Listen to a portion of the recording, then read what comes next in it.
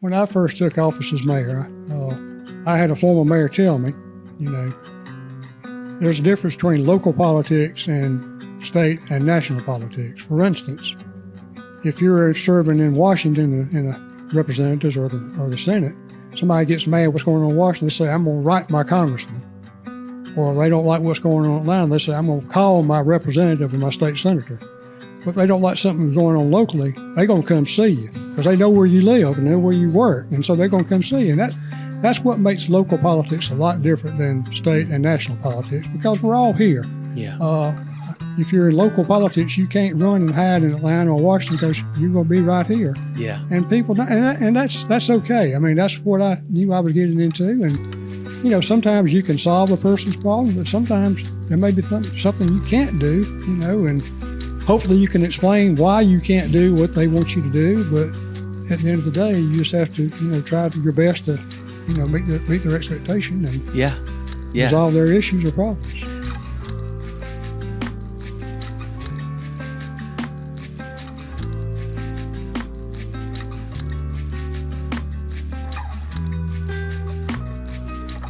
Welcome to the Americus podcast, where we pursue what it means to become a next level neighbor, creating a place we enjoy with the people we love. My name is John Schroeder. I'm your host, and today I am joined by Barry Blount. Now, Barry is a friend to many here, but he's also known mainly for being the former mayor who served 4 terms right here in Americus, Georgia, from 2006 to 2021. So, Barry, thank you so much for joining us on the podcast. Well, thank you for asking me to come. It's a pleasure to be here. Absolutely. So you told me this is your first podcast. You're going to kill it. It's going to be great. We're all about stories here. Yeah. That's what we do because we believe that stories can help shape how we see and engage the world around us. And so you've probably had to share your story several times for several different reasons and several different environments. And so here it is again. Do you mind giving us just a little glimpse of, for our listeners to connect with you, for those who don't know you, Sure. including me as a new neighbor to our community, who is, or better asked, how do you describe yourself? Okay. Well, just to give you a little bit of background on myself, I was born in Waycross. Mm-hmm. My father was a teacher, and he taught at Manor, which is outside of Waycross when I was born. When I was 3, we moved to Kingsland, Georgia. He became a principal of an elementary school there. And then when I was 5, we moved to a little town called Odom, Georgia, which we had a school there for grades 1 through 12. In 1964, Georgia Southwestern, let me back up. Jimmy Carter, back in 1964, he was a state senator, mm-hmm. and he's told this story many times, and I think it's kind of funny in a way. Mm-hmm. There was a competition between making either Georgia Southwestern or Columbus College a 4-year institution. Mm-hmm. Jimmy Carter wanted to make Southwestern a 4-year college rather than Columbus. At the time, he was in the Georgia Senate, and he was chairman of the Higher Education Committee. Carl Sanders was governor of Georgia at that time, and Governor Sanders wanted to put the medical college in Augusta. President Carter told the story that he walked around with that legislation in his hip pocket till he got the governor to commit to make Georgia Southwestern a 4-year school instead of Columbus. So having said all that, my mother and daddy had dear friends who lived here, John and Francis Teal. John was the dean at the Georgia Southwestern, and so when the legislation got passed to make Southwestern a 4-year school, obviously it got to increase faculty, staff, and things of this nature. So my father was asked to come and join the faculty at Georgia Southwestern. So that's how I wound up in Americus in 1964, which is 61 years ago. Yeah. So, grew up here. My first school was out in New Era. It was a county school out in the New Era community. Went there from the 4th through the 7th grade. Then moved to Americus High School in the 8th grade and graduated from Americus High in 1973. Played football in high school. I played football from the freshman through senior years. And after high school, went to Georgia Southwestern and graduated from there in 1978. Didn't really know what I wanted to do. I graduated with a BS in political science. Thought I might want to go to law school, but when I graduated, I thought, I'm tired of going to school. I think I might want to do something else. And Jimmy Buchanan, who was president of the Bank of Commerce at that time, called me and said, would I be interested in coming to work for the Bank of Commerce? So that's how I got started in banking in 1978, and 47 years later, I'm still doing it. Yeah. And it's been a very fulfilling, worthwhile career. Wow. Been able to touch a lot of people, help a lot of people through the years, met a lot of people. And so that's kind of where I got my education and my professional background. Then I was also led to public service. I, wanted to be involved in the community because the community had been good to me. Just growing up, I couldn't think of a better place to grow up than Americus. Had recreational baseball, football, just a lot of positive attributes in this community growing up. And so I wanted to give back to my community and have a involvement in it. And so I started getting involved in the Chamber of Commerce, Rotary Club, things of this nature. And then as time progressed, I got appointed to some boards, the Housing Authority, served on the Housing Authority for 5 years, and then got appointed to the Payroll Development Authority shortly after that. Also served on the Theater Authority for a couple of years. So, as I started getting more involved in public service, I felt the need or the desire to maybe serve in public office. And so in 2005, the current mayor decided that he wasn't going to run again. And I said, well, I might as well, if I'm going to do it, I might as well just go for the top. And so I was fortunate enough that people elected me that year and was fortunate enough to be elected for 3 more terms. So I served a total of 16 years as mayor of this community. I'm very proud of it. Wow. I mean, that's an amazing story of, again, just how things have kind of just come together. What I love too is that even things like banking, you have to deal with people, you have to deal with communities, and where does that stem from you, like being not just about the numbers and the metrics, but just people. Well, banking is numbers, but it's also one-on-one relationships, and where I work, Citizens Bank of Americus, that's what we are. We're the only locally owned bank in Americus. And it's about relationships, and it's about knowing one another. Sometimes the numbers may not work, but because I know that person or know that company, we're going to try our best to make sure we get them whatever they need. And so that's what I like about the community bank. We're more invested in the community, trying to make sure that our citizens and businesses are served and get the services that they need or required to make a profit every year. Yeah, absolutely. And I love that because, again, it's not just a community like this is not just about what we would call transactional relationships where it's what can be done to benefit me, but it's about learning what it means to be transformative in our relationships, where it's how can I benefit the other person? And I might have to take something, I might have to lose something, right? Right. Well, there's always risk, but you offset the risk with trying to make a customer happy, make a customer successful, and that's what it's all about at the end of the day. Absolutely. So the transition from banking to something like being more involved in the community with city, you talk about some clubs and even politics. What was that transition like? Well, being involved in clubs, it's just being involved and doing civic things. Years ago, and this is another thing about this community, the Rotary Club and the Kiwanis Club every year, they had what they call the Kiwanis Carnival or the Rotary Jamboree. They were at the local high school. There were games and shows that were put on by the Rotarians or the Kiwanians. Just a very enjoyable event where a lot of community members came out for a night of entertainment, brought their kids, and just a lot of family fun. Yeah. So that's part of, growing up in this community again. That was one thing that I went to as a boy, Rotary Jamboree and the Kiwanis Carnival. Kiwanis Carnival the Kiwanians still have their pet parade in October.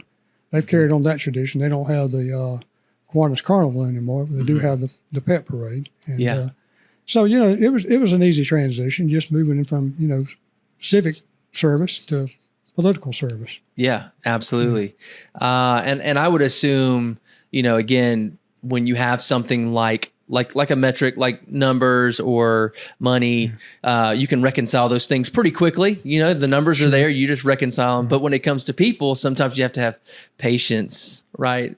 Because people don't move as fast as we would like them to. Right. So what was that feel of getting into kind of, again, from the civic to the political and realizing, there's gonna be some time in between this? Well, when I first took office as mayor, I had a former mayor tell me, there's a difference between local politics and state and national politics. For instance, if you're serving in Washington in the representatives or the Senate, somebody gets mad what's going on in Washington, they say, I'm going to write my congressman. Or they don't like what's going on in Atlanta, they say, I'm going to call my representative or my state senator. But if they don't like something going on locally, they're going to come see you because they know where you live and know where you work. And so they're going to come see you. And that's what makes local politics a lot different than state and national politics, because we're all here. Yeah. If you're in local politics, you can't run and hide in Atlanta or Washington because you're going to be right here. Yeah. And people, and that's okay. I mean, that's what I knew I was getting into. And, sometimes you can solve a person's problem, but sometimes there may be something you can't do, and hopefully you can explain why you can't do what they want you to do. But at the end of the day, you just have to, try your best to, meet their expectation and resolve their issues or problems. Absolutely. So what's something that maybe most people don't know about you that you kind of wish they did? I mean, just kind of getting a chance to get to know you. Well, I don't really have any hobbies per se. I play golf occasionally. I'm not any good at it. But I do play occasionally. But, about 46 years ago, I took up running and started out running a mile a day and then, progressed to 3 miles a day and 6 miles a day and ran a couple of half marathons, but mostly it was 3 to 6 miles. I've got one new knee and 2 new hips because of all the pain or all the pounding on the pavement that I took over the years. But I like to go to the gym and work out. That's just my hobby, my release. Yeah. Just trying to, stay in shape and just take care of yourself. Nobody can do that but you. Nobody can do it for you. That's right. And, but the other thing, I don't know if a lot of people know about my family. I got a beautiful wife, been married for 31 years, and got a son and daughter-in-law, and 2 beautiful granddaughters live up in Sly County, and have a daughter and son-in-law and 2 grandsons that live over in Jessup. Wow. So Adam, our son, he has a Pepperidge Farm distributorship, and Ashley, his wife, teaches at Sly County. Mm-hmm. Kate, our oldest granddaughter, who's 16, she's a cheerleader at Sly County High School. And our youngest granddaughter, Kylie, who's 12 this year, is a junior high cheerleader. As a matter of fact, I'm missing her first game as a cheerleader this afternoon. But anyway, maybe she'll forgive me. Yeah. But, then our daughter, Carly, she lives in Jessup. She's vice president of student affairs at Coastal Pines Community College. Son-in-law, Justin, he's the head baseball coach and athletic director at Wayne County High School. And then I have John Carson, who's 9, plays baseball because he gets that honors from his daddy. Yeah.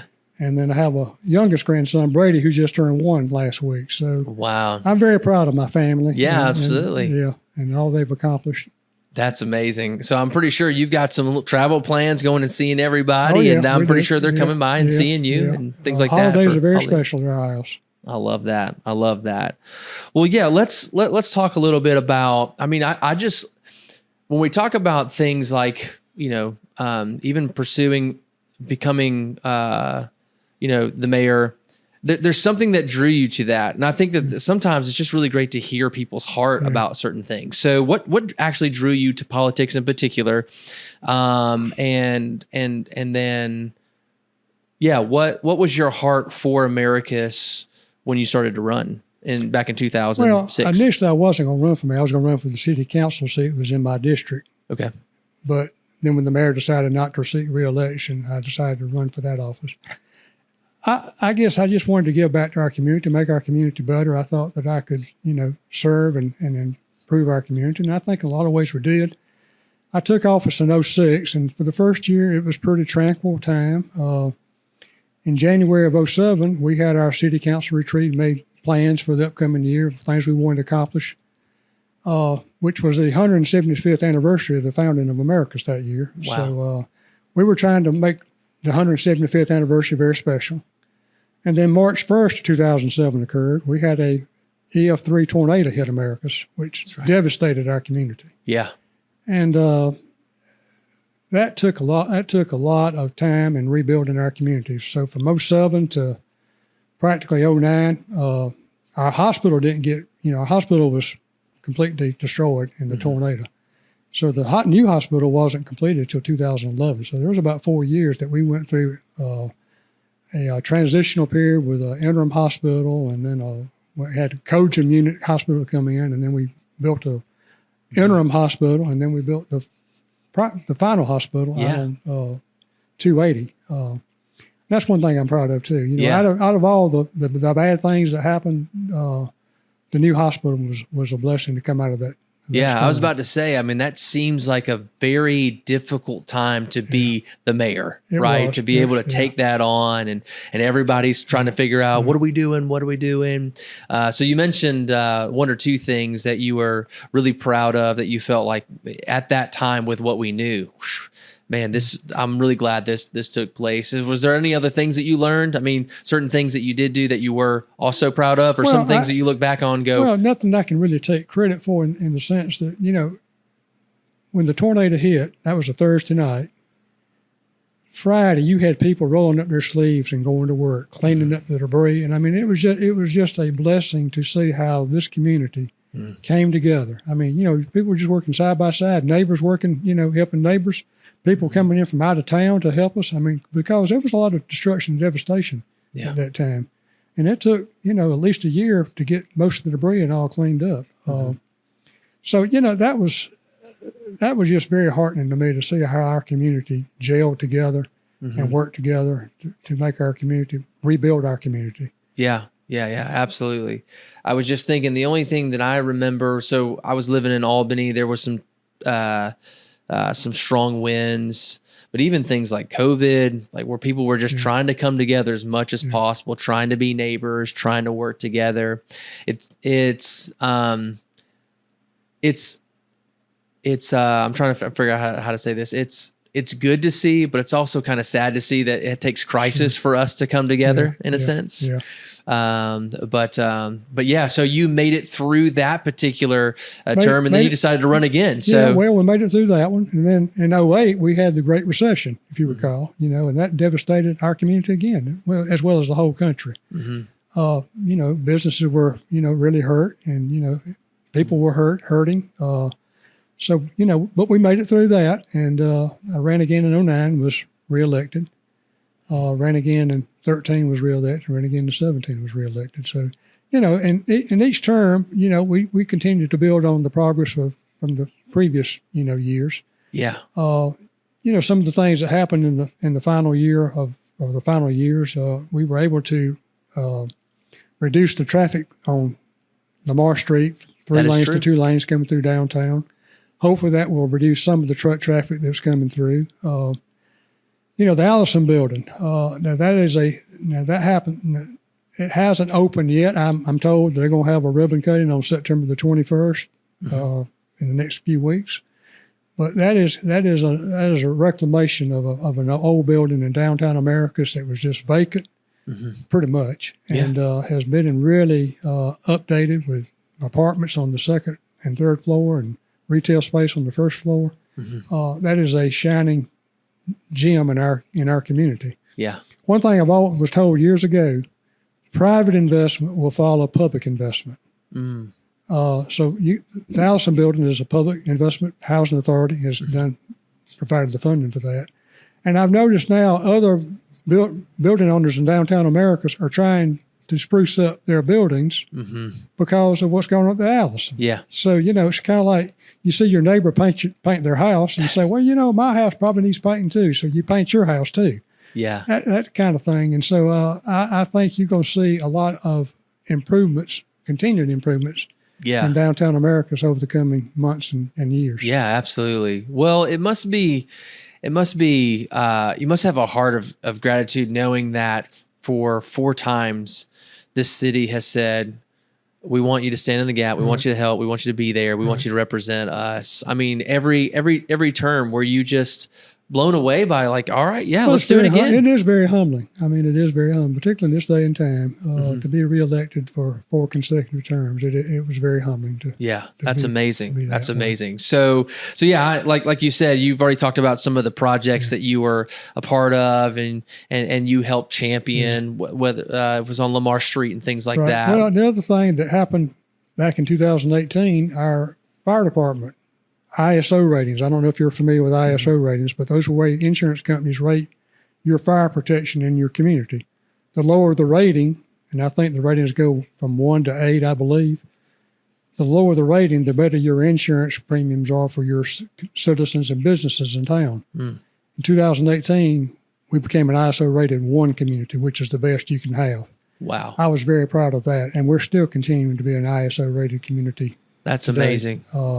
Our police department is a CALEA certified police department. That's a federally or nationally accreditation for a police department, which means you have higher standards that you have to adhere to. And the police department and Chief Scott have done a tremendous job in first attaining that recognition and maintaining that recognition over the last 5 or 6 years. So very proud of that as well.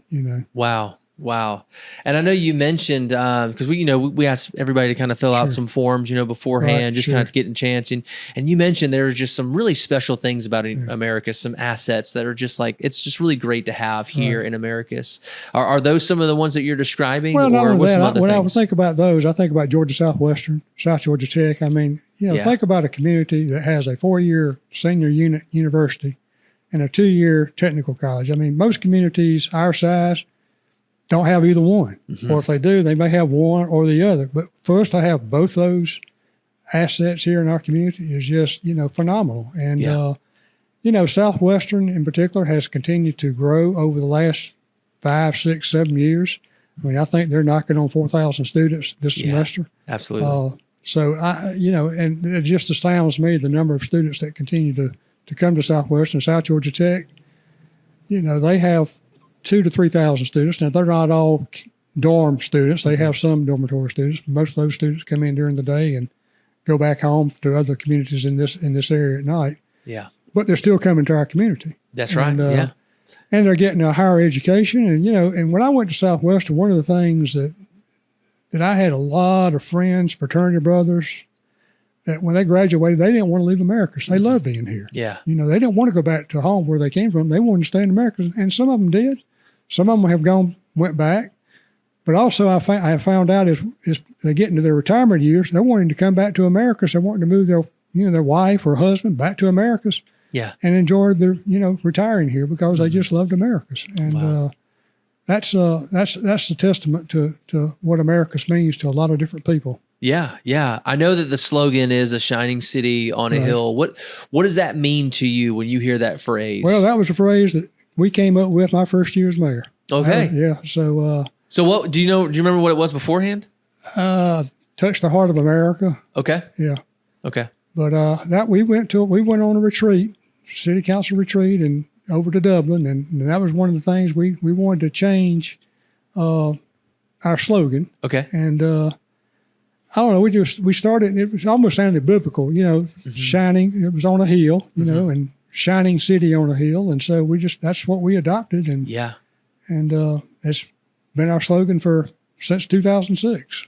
I did not know that was that's awesome. That's great to hear. I mean, there is a spirit in Americus. There's values. People have shared values. So those that stay, those that want to engage, have some of those same values. That whether it's just being in a small knit community, whether it is this idea of you can find some really amazing places in Americus for honestly a lot less than you would in places like Atlanta or Savannah. So there's a lot of opportunity here to grow. There's a lot of opportunity to make generational impact here as well. I mean, there's a lot of history in America. When you think about Habitat for Humanity, Yep, was founded here, and after Millard left Habitat, they moved the national headquarters to Peachtree City. They still have some people here, but it's not quite as robust as it was back in the 70s and 80s and even 90s. But there's just a lot of phenomenal people that have come to Americus and put Americus on the map. And Miller Foote and Linda Fuller are prime examples of that. Yeah, absolutely. So, okay. So if you had to finish this sentence, Americus is at its best when, what would be the end of that sentence? Well, I think Americus is at its best when we face adversity. I think, when we all come together for a common good and a common goal, maybe not facing adversity, but, if there's a common problem issue that we all want to challenge, and it's a challenge that we all want to come together to solve and make America a better place. Yeah. I love that. I love that. So, but for the last 4 years, right? You stepped down. Right. You didn't run. Right. What was your heart behind that? Well, after 4 terms, 16 years, I don't know. I just felt like maybe it was time to step away for a while to, take a break. Working a full-time job, and sometimes the mayor job can be a full-time job too. It just depends on what day and what week you're talking about. Yeah. So I just felt like it was time for me to step back and take a break and, take a pause. And, but over the last 4 years, I've seen some things I wish I had done differently while I was in office. Yeah. What are a few of those things? Well, some of the things that have gone on over the last 4 years, so for instance, let me just give you some examples. The 2 entranceways at 280 or 19 and 280 were Felder Street. We had some nice entranceways there, and we made a special effort to make those entranceways inviting. Plants, flowers, put in irrigation, make it look like you were coming into a nice town. We also had some islands throughout the town, with flowers, irrigation, and those things have just kind of gone away. And I don't know why, but that was one of the things that I got a lot of compliments on, during our time. Yeah. So as I stepped back and saw some things that maybe had gone away, I have a longing to come back and try to make those things happen again. Yeah. Yeah. Now some people might say that's minuscule, but I also want to further develop our downtown. I think we have a great downtown. We have vacant buildings in our downtown. We need to try to make sure we fill those vacant buildings with businesses, and we have a lot of loft apartments in downtown. There are more on the way. Yeah. So you have a lot of people that are living downtown. So we just need to make this a friendly residential and commercial retail space where all of us can come and gather, and then there's a lot of dilapidated housing in our community. We need to address that. I ride by. You can ride down, not every street in Americus, but there are a lot of streets you can ride down and you can see just a house that's falling in. We need to get rid of that. Yeah. We need to address that. Yeah. And that makes those neighborhoods better. And I think that is something that we need to work on. Yeah. And that's one of the things I want to do if I'm fortunate enough to be reelected again. Yeah. 4 years away. I was going to ask you, what in those 4 years, what have you been able to kind of enjoy of stepping away from the kind of the political sphere? Well, have you been able to kind of embrace some of those things that have been really good for you? Well, I have, and I've been able to enjoy time with family. Yeah. That is very special to me. But my family was very supportive of me of wanting to run again.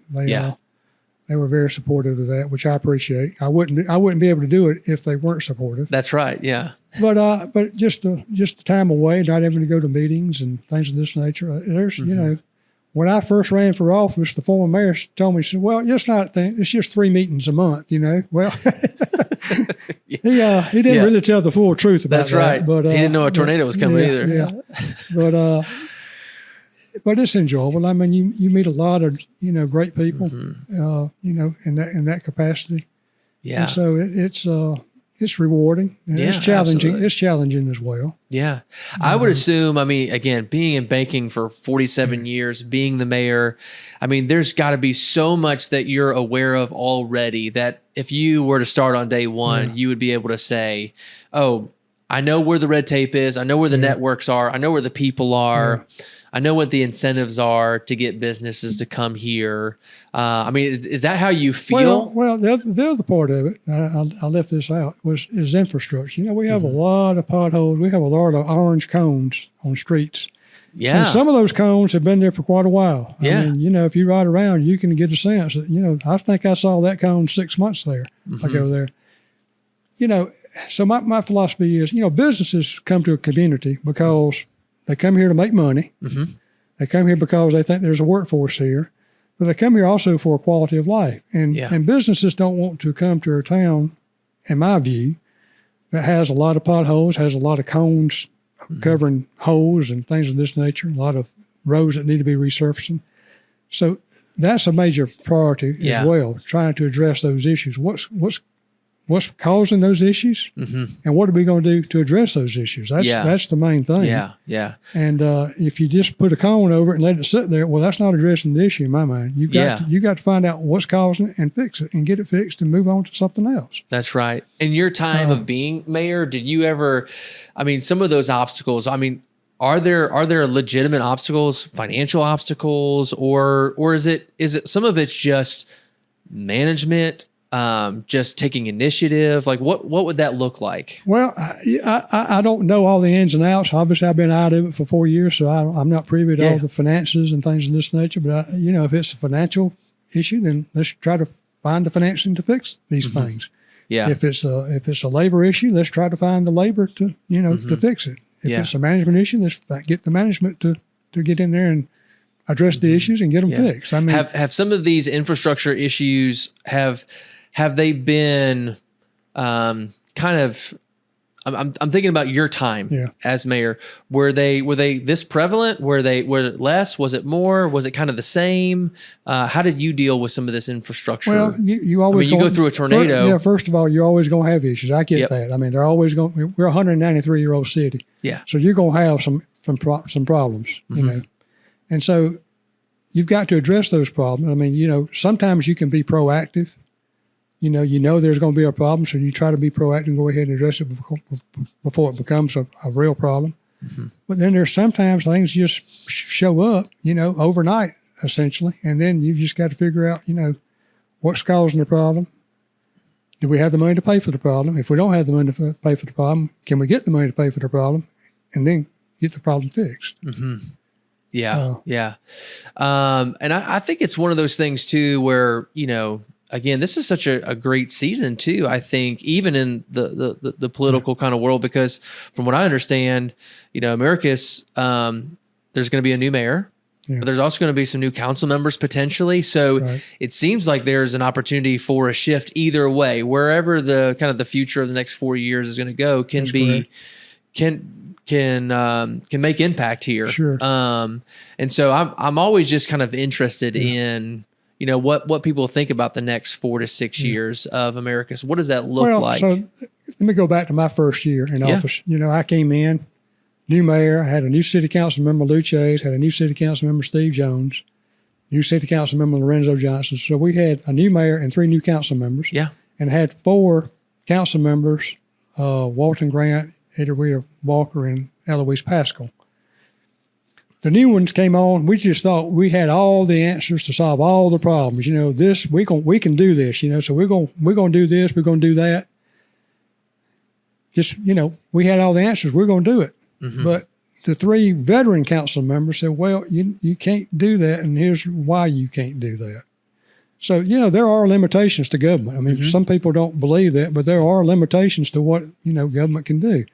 And so we had that back and forth for the first year of being in office of, the young ones wanted, or the new ones wanted to do this, and the old ones would say, well, you can't do it this way, but maybe you can do it this way. And I know I'm oversimplifying it, but we did do some things that first year. And so, I'm sure that if I'm fortunate enough to be elected, and you're right, we could have 3 new council seats, and you've got 1 council member, Charles Christmas, who's not running. So for sure there will be 1 new council member. And you've got 2 council members also that are up for re-election, and they're being opposed. So depending upon how the outcome of those elections, you could have 1 to 3 new council members. And I'm sure, coming on, they're going to have their ideas or thoughts of how they want to move this community forward. And there again, we'll have 3 council members that have been on there for a while, and so we'll just have to gel the new with the old, as they say, and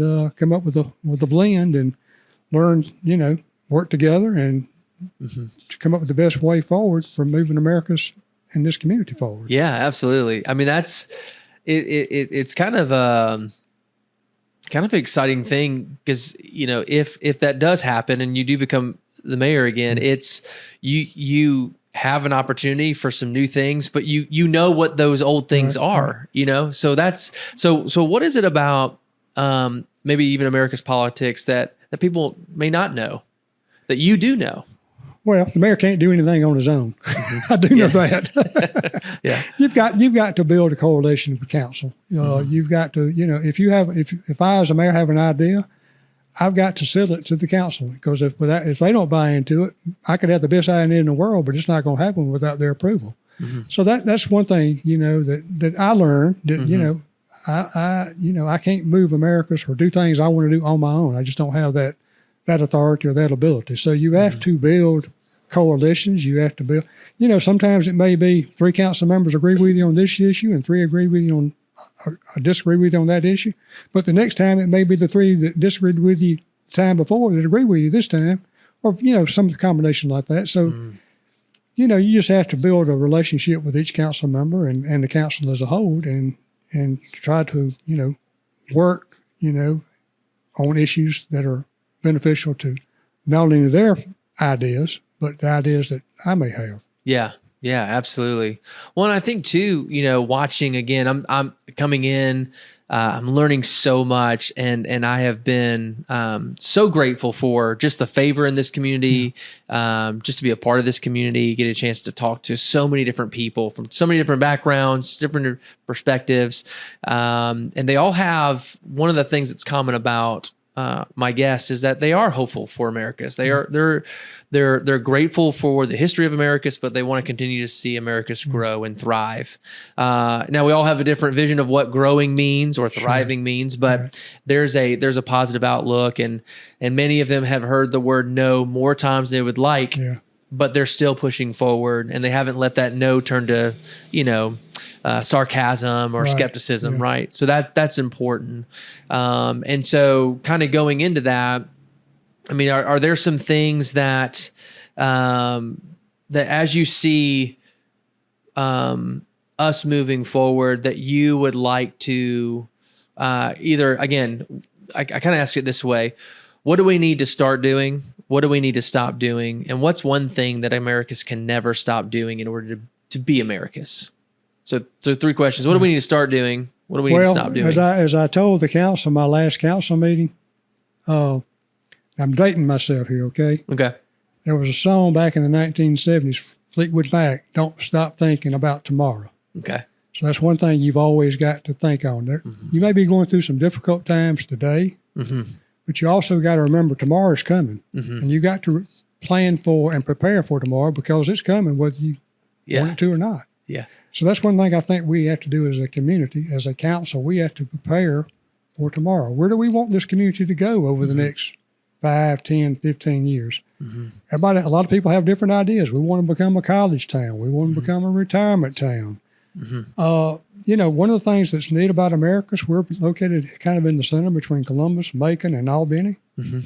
So we're kind of a hub as well. I mean, there are a lot of, communities, counties that surround Americus and Sumter County. We're their hub.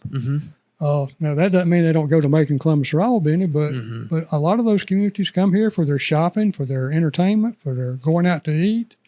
And we have a lot of attributes here: the Rylander Theater, the Windsor Hotel, and just the downtown businesses. I mean, there are just a lot of thriving downtown businesses that have been here for a long time. Some have just opened in the last few years. So we have a combination of new and old businesses, and we need to make sure that the old ones stay open, and that we continue to attract new ones as well to come in, because there are a lot of family-owned businesses in downtown Americus, and some of those, just like I don't want to call names, but we're family-owned businesses. They pass from one generation to the next generation. Yeah. But then a generation came along and said, "Well, I just don't want to do that." So what happens? The store closes. Yeah. And there's nobody to come along to take up that mantle. So we have to, we just have to figure out a way to make sure that we have new businesses coming in to replace those that get closed for whatever reason. Yeah. And do you see Americus as, obviously we love the unique, the boutiques, the smaller stores, the mom and pop shops. Do you see Americus as wanting to get in like larger businesses and be a place for maybe some of those bigger businesses, or do you just see Americus as it's not going to attract those types of stores? So I'll tell you a story. The year I got elected mayor, I was also chairman of the Payroll Development Authority. Right after the election, Lowe's had made contact with our city administrator about wanting to see about coming to Americus. And so I met with them as chairman of the PTA, not as mayor. I wasn't mayor at the time. I hadn't been sworn in yet. And so we began a discussion, dialogue, and the Payroll Development Authority, met with them. And Lowe's, like any big company, they wanted some concessions. Mm-hmm. And one of the things they wanted to start with, they wanted the Payroll Development Authority to buy the property and own it for the first 5 years so they wouldn't have any real estate taxes. Mm-hmm. And that would give them time to build their facility, hire people, and, build up their business here. Mm-hmm. Well, we passed that. Mm-hmm. And word got out. There were a lot of people unhappy about that. Yeah. Simply because they thought that PDA was giving an unfair advantage to a Lowe's. One of the other things I've learned about businesses and local economy, when a business is looking at your community, one of the first things, back in the day, they don't do that so much now because of the internet, but back in the day, they would subscribe to the local paper and just read what's going on in the community and see what's going on. With the internet, they don't have to subscribe to local paper. They can just go online and Facebook or whatever and, get their idea about what's going on in the community. Well, long story short, we had to have a call meeting, and a lot of folks that were unhappy about it, wanted to voice their opposition and opinion about it. Well, Lowe's saw because that was the front line headline in the Times Recorder that week, and Lowe's saw it, and they called me and said, we understand there's opposition to coming, so we're just going to withdraw our application at this time and won't come. About a year later, they came back, and we cut a different deal with putting in an infrastructure, a red light, a turning lane, and extending Thomas Drive. Mm-hmm. And so they didn't have a tax abatement. We just put in some improvements, which we would have done for any other local business. Yeah. And so that's how Lowe's got here. But I see, I'm very proud of our downtown. I'm very supportive of supporting our local businesses. But at the same time, a business like Lowe's and Tractor Supply, they attract a lot of people from out of this community. Yeah, and absolutely. Bring a lot of tax dollars. They employ a lot of our citizens. Mm-hmm. And so, I think we have to have a combination of both. Yeah. Local, mom and pop businesses, and very important to our community. Very small businesses are the heart of any community, because they're the ones that support the local football teams and support the Rotary clubs and Kiwanis clubs. Not to say that the Lowe's don't do as well, but that's, when a Boy Scout's going around selling tickets to a barbecue, the local business is going to be the one to buy the 10 tickets to the barbecue. Yeah, and that's right. And that's what makes our local economy or our local businesses special. Yeah, absolutely. And I mean, I've heard some really great stories. I've also heard, when we're talking about mom and pop shops, we're talking about people that are investing their own money. Right. And so even in a place like downtown where you may be able to purchase a building at a good price, the renovation for that building could be upwards to $200,000-$400,000. And so you're $500,000 in debt and you're trying to start a mom and pop shop that may only, just get you through. So you got to have that balance, right? Of having companies that say, we can spend millions of dollars right now if you let us in, compared to someone who says, this may take 5 to 7 years before I see any money come out of it. Right. I just need some help. So, I mean, that's got to be a tough balance for a community that says, obviously, we want it to feel small, right? But you've got to have people that can swing that kind of weight around. Would you agree with that? And that's why you have a local bank to help people do that. That's right. Yeah, absolutely. I mean, that's what we need, right? Yeah. We need people that are investing. But, when every time that I've been involved in a ribbon cutting of a business, one of the first things I say, thank you for your investment in our community. Yeah. Because that's what they're doing. They're taking a chance on investing. We have the ribbon cutting, but we all go away after the ribbon cutting. That's right. Yeah. And they're there to make sure that the business runs and stays open and operates at a profit. Because, as I said earlier, that's the whole idea about having a business, is to make a profit, you know, so that the business can carry on from year to year. Yeah, absolutely. And so, you know, it is, you know, when a person, family, individual start a business, it is an investment. Yeah, absolutely. A personal investment. Yeah. And hopefully it's a generational investment, Sure. you know, where other people get to come in and get to be a part of that and say, man, I love going to, you know, Scoops, getting ice cream. I remember doing that as a kid. I want to come back. I want to be a part of this. And so it's not just for today, like you said, it's for tomorrow. And I love that. I mean, you talked about infrastructure. Obviously, you dealt with housing as well, just kind of being a part of that. And you know, again, if you go on any social media, that's kind of a lot of the things that are going on right now. It's what are we doing with housing? What are we doing with infrastructure? What are we doing with crime? Do you feel like the narrative, the perception of what people are sharing online are true, or is it half true? Are they just not getting the right information, or do you see real needs in our community that they're trying to express? They may not articulate it correctly. Sure. No, there are needs. I don't minimize when, you know, when somebody vents about something, that's a true need to them. Now, it may not be a true need to you or to me, but it's a true need to them. And so I think we need to recognize that, you know, if somebody is expressing themselves about whatever may be going on, that's a need to them, or that's an issue to them. And we need to be mindful of that, you know. And that's another thing that goes back to being local government. I mean, you know, we're all here. But no, I do think there's infrastructure. I've touched on that. Public safety, there are three legs in my mind about a community. And local government sometimes isn't sexy, it's not pretty, but, you know, the public works, infrastructure, public safety, those are two vital legs, because if you don't have those, the third leg is economic development. So if the two legs aren't standing, then the third leg is not going to stand by itself. So you've got to have the public safety piece and the public works piece. You know, and I know law enforcement in general, you know, that's not an industry or a business or a profession that a lot of people are clamoring to get into right now for a lot of different reasons. But, you know, our local police department, I think the last time I heard, we were probably 15 officers short. Yeah. And, 15 officers short. Yeah. That's the last number I heard. It may not be that many now, but that's, you know, a few months back. But, you know, we've got to find a way to attract more officers now.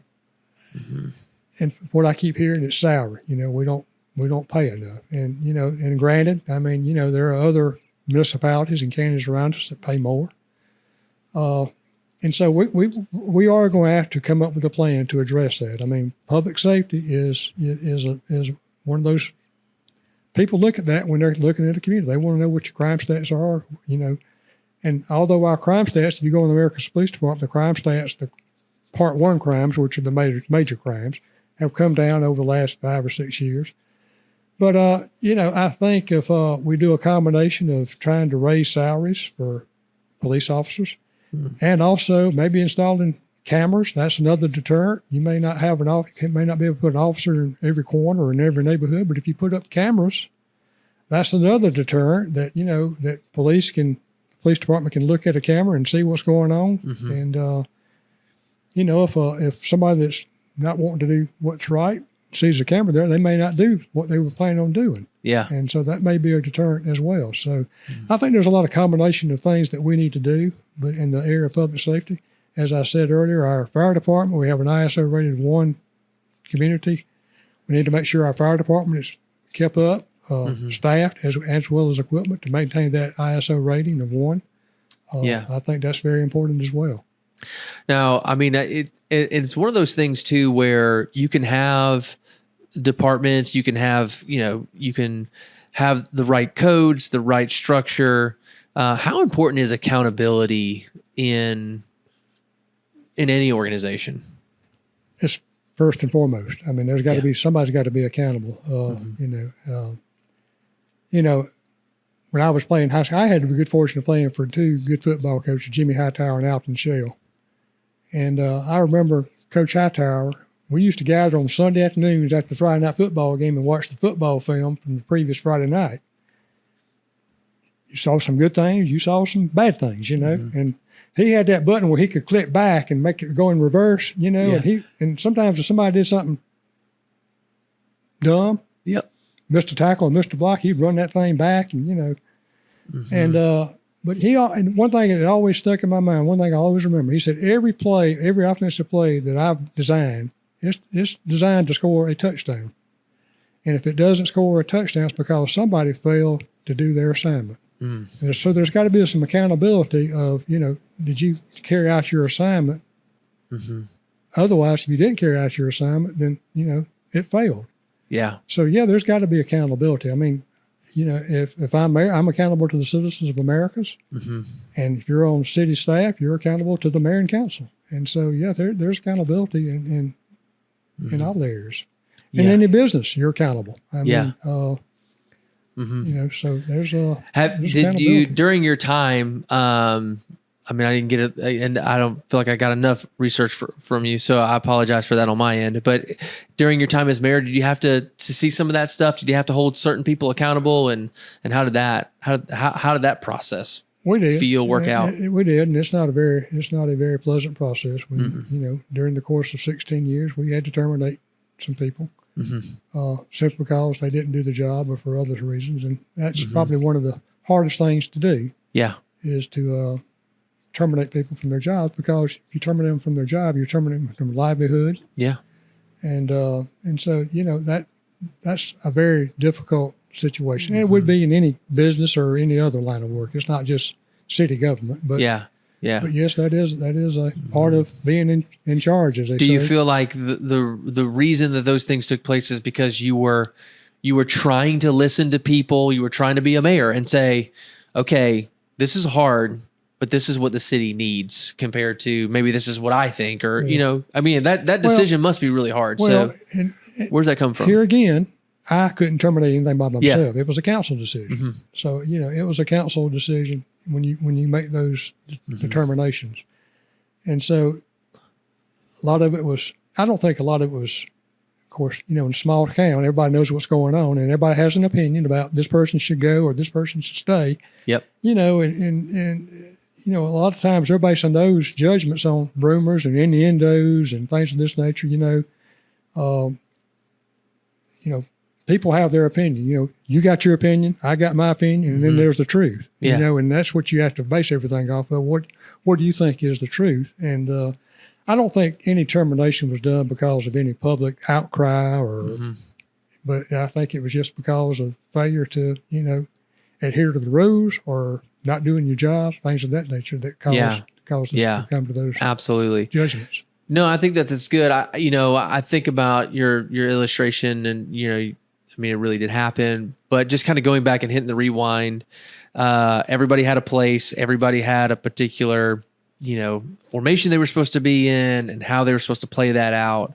And I think that's one of the things that with any city, with anything that's going on, is transparency. Like, hey, who's doing what? Right. You know, I shouldn't call the office and go, hey, you're the one that I was told that does X, Y, and Z. And they say, no, this person does that. And then you call them and they say, no, that's not my job. Somebody else does that. Well, you know, but here's the thing. If you call me and I'm in ABC department, you call me and that's really not what I'm supposed to do, I don't tell you that's not my job. I'll say, let me put you in contact. Or better still, I will have whoever you need to talk to call you. So the employees don't need to pass the buck and say that's not my job. I don't want to ever hear employees say that's not my job. It may not be their job, but at the end of the day, they just need to say, you're a citizen, you know, you're my constituent. I need to figure out how to help you, and let me find the right person or right department to help you solve whatever issue you may have. But telling somebody that's not my job, that's not the right answer. Yeah, absolutely. And I think too, going back to the idea of transparency is just trying to help the citizen understand what's going on. I mean, we can all go to the meetings. I know there's a lot of things that happen in meetings. There's 10 things that are going on. There's probably one thing that they care about. You know, there's so many things that are happening. I understand that. But just being able to find a way for the citizen to say, okay, well, if our infrastructure has problems, what are we doing today? What's the plan for tomorrow? Right. When is my street going to get done? Even if my street gets done 3 years from now, I want to know that it's on the piece of paper. So is that something that you hope to see for our city, even if you're not the mayor, but with that kind of transparency, say, here's the 5-year plan, here's where we're going, and then someone could literally just engage right there instead of trying to go through this. So kind of answer your question, several years ago during the height of COVID, we had an engineering company that worked for us on several projects during the course of the years. And of course, in 2020, there wasn't a lot of engineering projects going on. So they called and said, I'm going to send a guy down to Americus, and he's going to spend a few days just riding around your streets, and he's going to rank your street, each street 1 through 5. 1 the best, 5 being the worst. And that'll kind of give you a roadmap of, what streets you need to work on. Now, obviously, when you start talking about paving streets, every council member wants all their streets in their district paved, which I understand that. I get that, But, and I think that was in 2020, and I left in 2021. I think we agreed that was a roadmap we were going to use. I don't think they've been using that roadmap since then. I don't know that for sure. They may be. But that kind of, obviously you can't repave every street in every district in 1 year. I mean, just to kind of give you an idea, we have really 2 major funding sources for resurfacing streets every year. One is T-SPLOST, which the city is generated by sales tax. We're in a 16 region that has a T-SPLOST or a sales tax that generates monies for resurfacing or paving projects, things of that nature. That money, just in Americus, that generates about $320,000 a year. Okay. $360,000 a year, roughly, somewhere in that ballpark. Then there's another funding source called LMIG, Local Maintenance and Improvement Program, that's from the GDOT, Georgia Department of Transportation. That money runs about $235,000 a year. So basically, you got about $550,000 roughly that comes in from those 2 funding sources. So those are the monies that really you have to rely on for resurfacing streets. Obviously, the longer the street, the more it costs to resurface. And a lot of these streets, years ago, when the resurfaced streets, they would just go put asphalt over on top of the old asphalt, which is okay for a while, but those old potholes and old cracks, they kind of surface to the top. And so the new asphalt starts to crack and pothole. So a lot of streets you have to go in and mill it down to the, almost to the dirt and start over again with a new base and, a new asphalt. That costs more, but the resurfacing new asphalt lasts longer. So, it's just, there's limited funds. And I understand when, if it's my street, I want my street done, and I get it. I understand that. Do you think that when you talk about the potholes and the orange cones, I mean, do you feel like those are, do those feel more reactive than proactive, people the city trying to get to them? Or do you think it's just, they're just kind of reacting to the things that are taking place? Well, I think it's a combination of both. You have a big hole shows up in the street, you'll put a cone over it so nobody will run into it or run over it. But you just can't let that sit there forever. I mean, that solves a problem for a short period of time, but it doesn't solve the problem long term. And that's what we've got to do. We've got to solve the problems for long term. One other funding source that will be coming up in November, potentially, we're going to be voting on a SPLOST. And I think the city has in its funding, I think we're going to generate about $9.5 million out of that SPLOST. Roughly $4.5 million is going to be dedicated for road resurfacing. So that'll be some additional monies that are coming in that can be utilized to resurface streets and roads in our community. That's huge. It is, but here again, I mean, when you start building streets and resurfacing streets, it can go fast. I mean, I was about to say, do you have kind of a general number for how much a block or a half a mile would be? I mean, it's got to be. It used to be rule of thumb, and I'm not sure if this is really relevant today, but it used to be about $100,000 a mile. Okay. So, Okay. Yeah. you And know, how many miles does the city of Americus have? Because I know it's some county, some of it's state, but like just off the top of my head, I think it's around 195 miles. okay. Yeah. Yeah. So that's somewhere in that neighborhood. Okay. Yeah. Okay. Yeah. All right. As you're going around, and again, I mean, it's been 4 years, and how do you feel like the average person in Americus is? What is their attitude? Do you think that they're hopeful? Do you think they're skeptical? Do you think they're weary? Where do you think people are? All of the above. All the above. Yeah. Just depends on where you are. I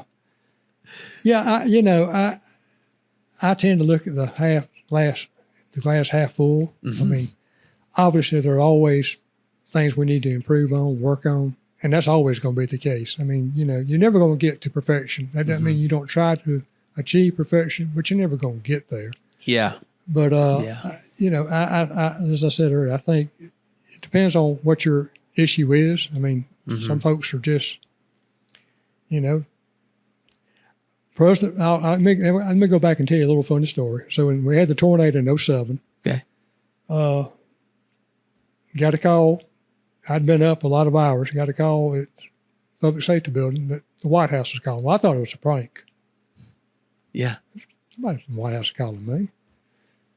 I answered the phone, and turned out it was. They wanted to know if President Bush came to Americus the next day, would I be available to, be with him? And I said, sure.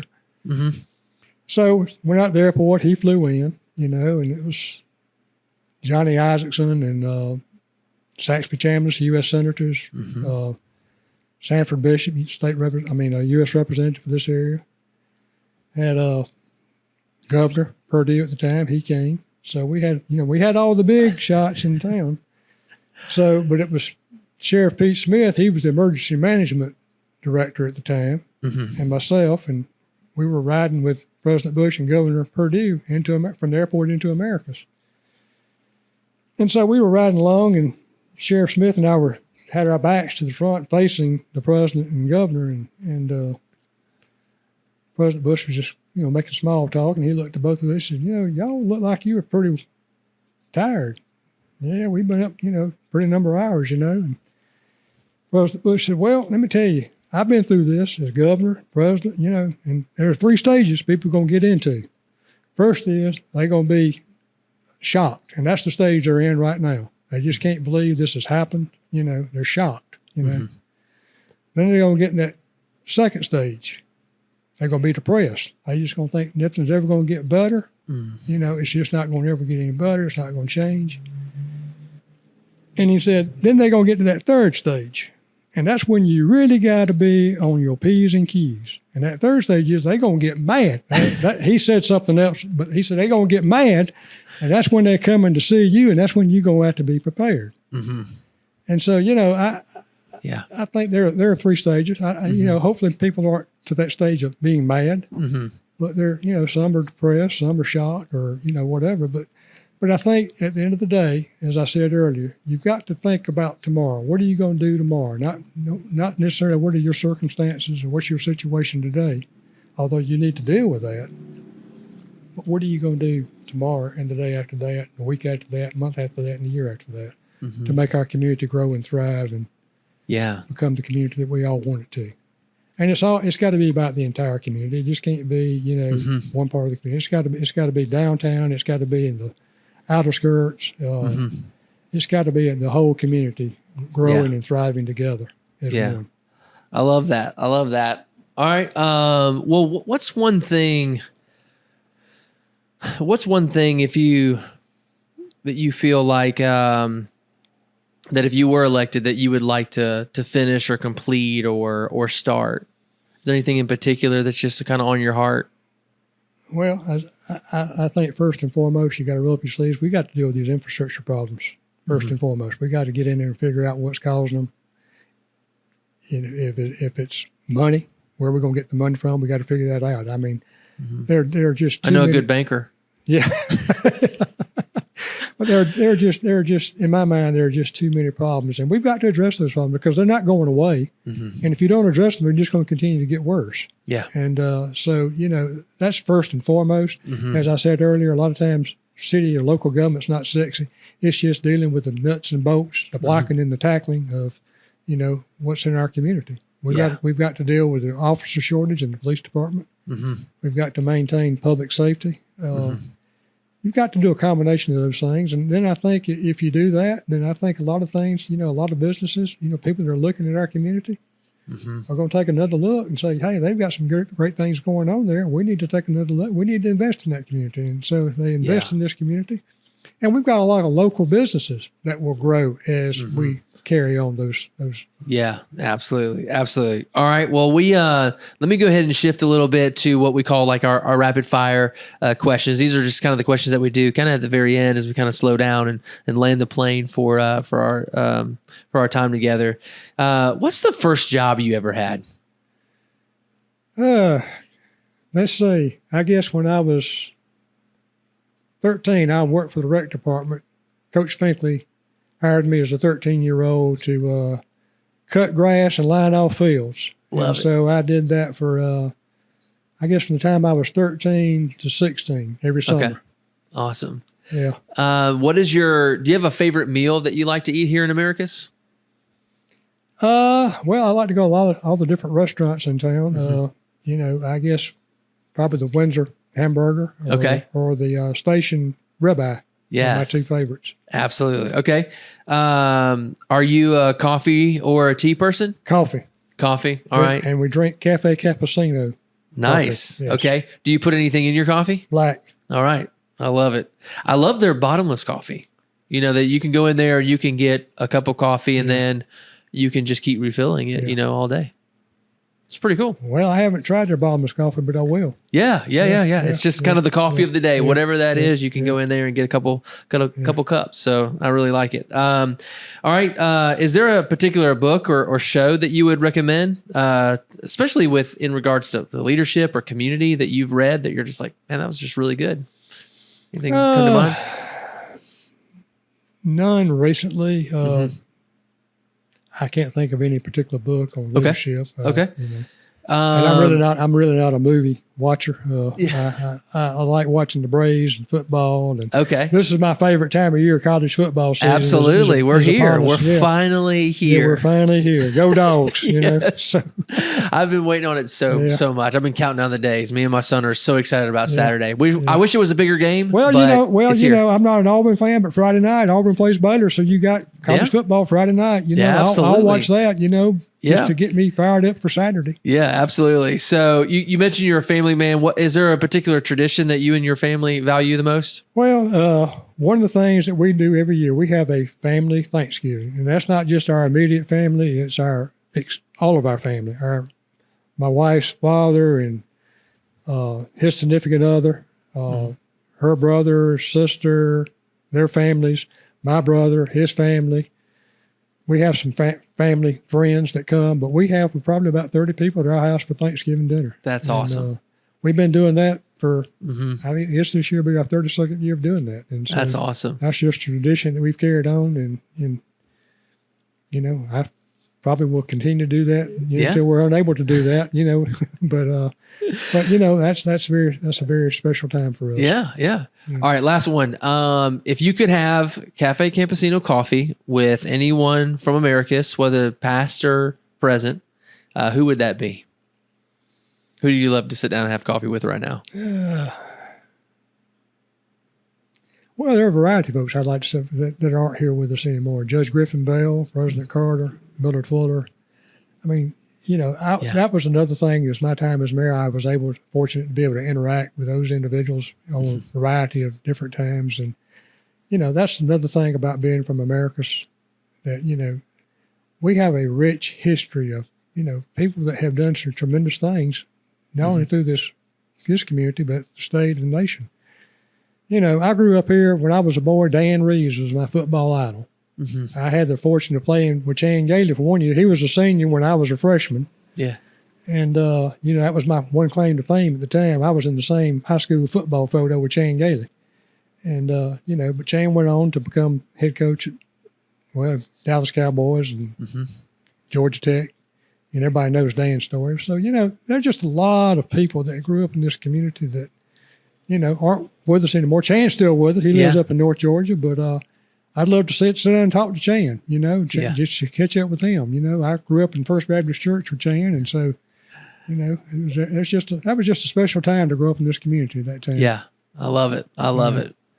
Well, Barry, thank you so much again for joining us on the podcast. What a great opportunity for me to, as one neighbor to another neighbor, getting a chance to meet and talk to you and hear about just the rich history of Americus and the joys of the future of Americus. It has so much potential. I'm so excited to be here, to have my family here, to have our family in the history books too. I mean, it's going to be really great to be able to plant here and be a part of this community. So thank you so much for your effort. And I'm really excited for you. And, hopefully again, that the community is excited for what's happening and continues to, press on and grow and thrive. Well, thank you. And if I'm successful, hopefully we'll continue to do that.